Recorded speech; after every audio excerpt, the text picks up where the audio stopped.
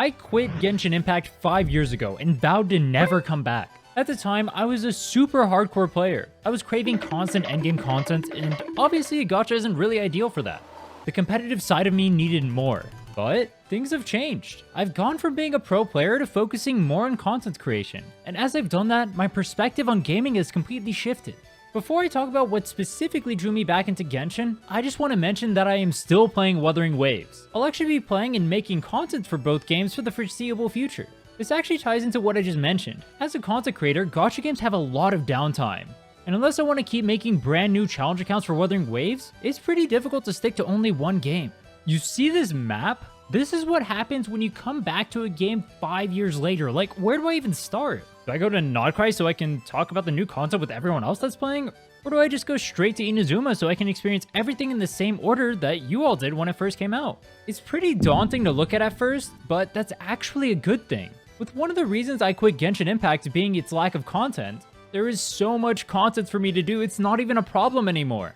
I can explore the open world, I can enjoy the story like everyone else did, I can play catch up and go enjoy the endgame modes, have fun learning how to team build. There's just so much for me to do now. I decided that going straight to Nodcry was the best option, and after doing it, I definitely think it was the right call. Oh! Dude, that guy just got gabbed. Damn. The story was great, and without spoiling too much, I'm surprised by how well I was able to follow it, considering I hadn't played any of the previous ones. It works perfectly well as a standalone.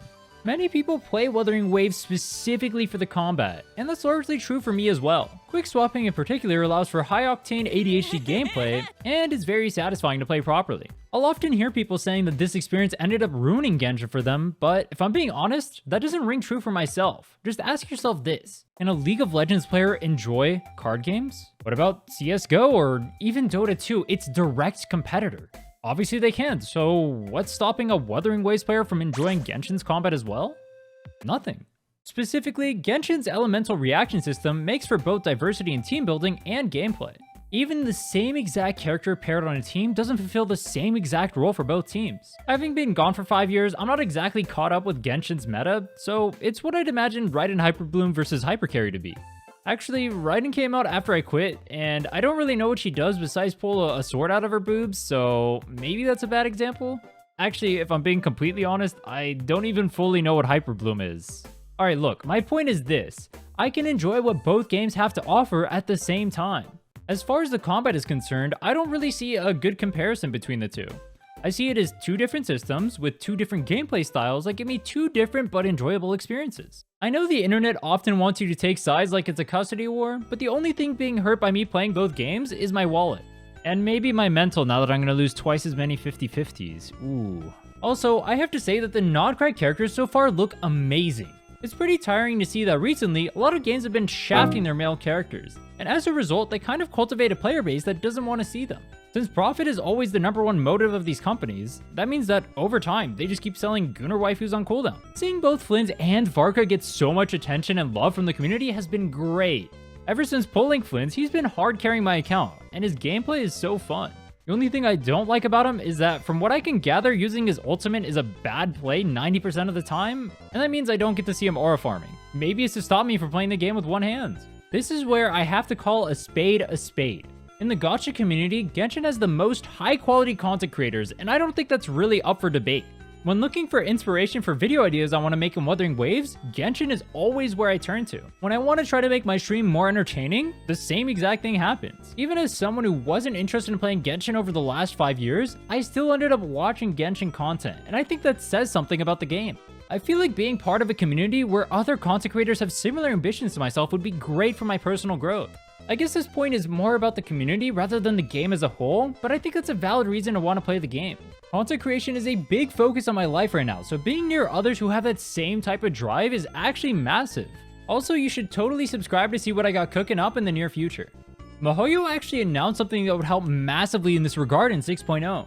User-generated content being added would allow for content creators to come up with more interesting ideas. And with my focus being on more creative content, I have plans on seeing exactly what I can use it for once it releases. If you play MapleStory, they actually used a similar feature to basically remake the old school version of the game because people were just that nostalgic for it. Makes me wonder if the same thing would happen here for 1.0. That also ties into a gripe I had with MiHoYo for a long time, but it seems to have been rectified. For the longest time, I felt like MiHoYo was essentially resting on its laurels with Genshin, satisfied with how big the game became due to the COVID boost. This is the main reason why I went to Wuthering Waves instead of Genshin Impact after I stopped being a pro player. I felt that while Genshin was innovating at the time of its launch, it had kinda stagnated. Now, with UGC, Imaginarium Theater, Miliostra Wonderland, and Stygian Onslaught, it feels like they're expanding Genshin more and adding more interesting content for everyone. That isn't just coasting anymore. No gacha I'm aware of is adding the same type of content, and it means that MiHoYo is once again hungry to make Genshin Impact a great game. I have heard complaints about Stygian in particular being too new character focused, and maybe by the time I get there, I'll have the same issue with it, but I like the idea of having a difficult endgame that I can build my account towards. I have a weird feeling the Child Chongyun dual DPS Melt Vaporize comp I was playing back in the day isn't quite gonna cut it. Actually, it's kind of painful to think about given Child was my best DPS outside of my Inef Forsaken Flins. Yeah, maybe I should put that one on the back burner. I also think that within the gacha sphere, character design is what MiHoYo does best. It's refreshing that characters have more fleshed out personalities than merely just being attractive. It's something the gacha community as a whole is lacking pretty heavily. Don't get me wrong, this game definitely has fan service. I mean, Lisa's moaning those things to me that'll definitely get this video demonetized. But characters having more depth than just merely being horny bait is definitely a big plus. Nefer is attractive, but she's also a cold and calculated businesswoman who seemingly has issues relating to her interacting with people outside of that. Llama is basically an Azur Lane character aesthetically, but she's also literally Jesus, a religious figure who deals with real moral dilemmas as a result from being in that position. The game doesn't shy away from exploring what it means to be put on a pedestal, to have people worship you, and the isolation that comes with it. It's a low bar to set, but if we're being honest, 99% of gacha games fail to meet it. That means any game that does gets points in my eyes. As I'm getting older and maturing, I care so much more about a character's writing, their intentions, how they actually interact with the other characters, that kind of dynamic, and what that means for their character as a whole as a result. Set in the Zone Zero is what made me realize this initially, but I didn't realize how much good production value actually mattered. The media that Hoyo makes is just so insanely well done. From character trailers to the artwork to the music, it's literally all top tier. I've been intentionally not watching the trailers for Genshin so far, but if they're anything like HSR and ZZZ, I know they'll definitely be great. The rhythm game event actually gave me a good taste of what to expect though. Without having played the story, I don't have an emotional connection to a lot of the music, and despite that, there wasn't a single song that I played through that I didn't enjoy. Also, randomly hearing MA while playing through the event wasn't exactly on my bingo card, but it was a welcome surprise as a fan of theirs for a long time.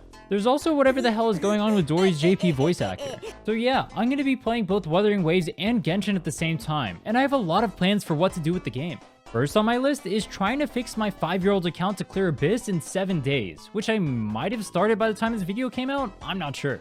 Anyway, subscribe if you're interested in my journey, and check out my first day back into Genshin trying to clear Abyss with my 5-year-old account here. Spoilers, I didn't.